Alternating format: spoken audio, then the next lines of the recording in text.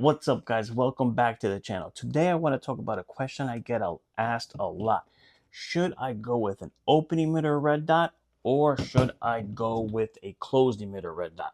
Let's talk about it. So open emitter red dots, as you see on this Glock 17 here, this is a Holosun 507C. Open emitter is just going to be, you're going to have your glass in the front and the emitters here in the back of the unit.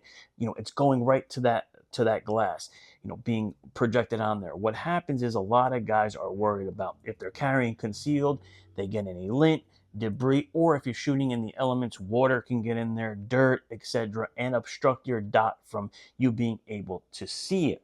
Now, that could be a con. I could tell you I've shot a lot of open emitters, and even if I've had mud and debris in there, I've still been able to see my dot. Not 100%, but still an aiming point. Now, I run irons as a backup. A lot of guys don't. I'm old school. So for the guys that don't run irons, that could be a deciding factor. Now, here's a closed emitter red dot right on this Glock 34. There's a Holosun 509T. When you're talking about closed emitter, you have your glass in the back, glass in the front, and the emitters inside, completely enclosed.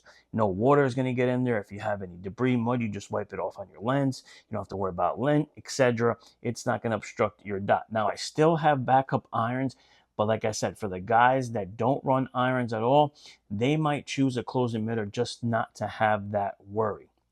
When you're talking about price, there is a difference.